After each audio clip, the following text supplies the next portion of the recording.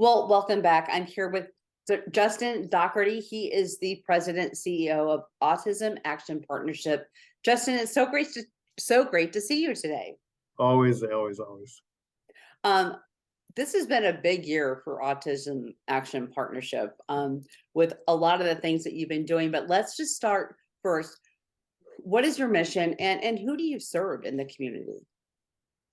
Our mission is to serve the autism community in any way possible and to help with Yeah, outcomes and improve the quality of life for families.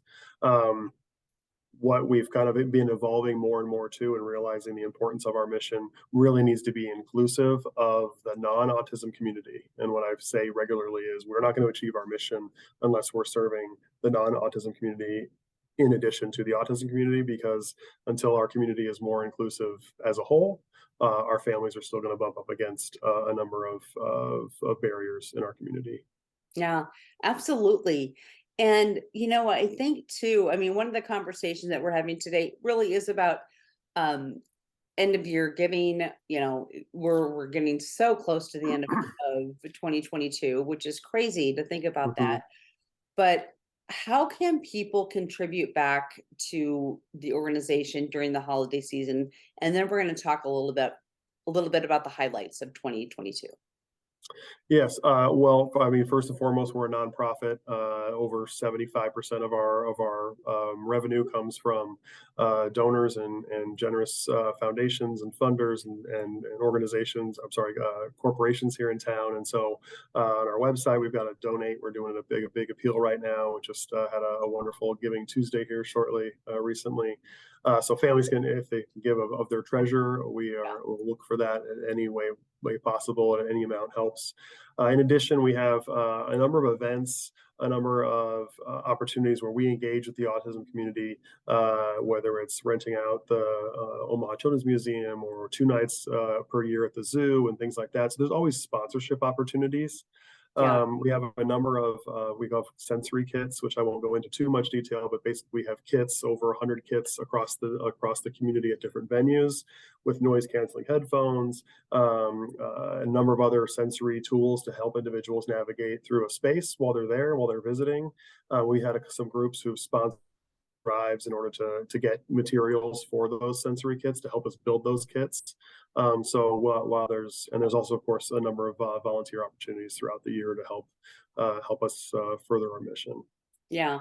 Again, the organization helps so many, and yeah, you have to think about, I mean, just as an individual, when you're out in the community, you're out doing things that I mean, you're surrounded by people that potentially have autism, and that you're not necessarily thinking about that, and how kind of what you do is impacting them. So That's so much of that kind of the working with the non-autism community is what we do. We believe and we're confident that the overwhelming majority of people would behave differently and more inclusive if they knew what that meant.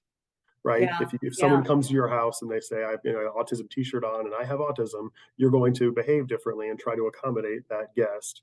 If you don't know they have it, you will behave in a way that you always behave, and you might not appreciate the fact that might land differently. And so, yeah, um, a lot of what we do is kind of what is autism, what isn't it, the spectrum, what it is, and how it could be different depending on the individual you're working with, and how to navigate situations that might be uncomfortable to you, might be every day for them and their loved yeah. ones, and how to do so in a way that shows grace and respect to everybody.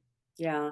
Well, and one of the things I do want to touch on with this interview, and again, we're going to have a much bigger interview after the first of the year, but to me, I'm just going to speak for you right now. I think one of the highlights, the big highlights of the year, was the Common Senses Festival that was during the whole month of April. That was amazing, and oh my goodness, speak to that, Yeah. please. we're still exhausted and smiling ear to ear from that Yep. festival. Yeah. It was originally planned for 2020, and then this thing, it's called a pandemic. I'm not sure if you heard about it. It got in the way, so it got bumped until 2022. But month long, a festival, and again, similar to some of what I've already said, is Yeah. really the idea was that it is for all members of the community to appreciate and reflect on their own senses and how they perceive moments or environments, and then understand that the person next to you might, because of sensory processing differences, you'd be experiencing it different. And we were very clear in some of the messaging that we have is it's different, it's not less. This is about how I process information and then communicate information. It's not I do it anywhere any less than anybody else. And Yeah.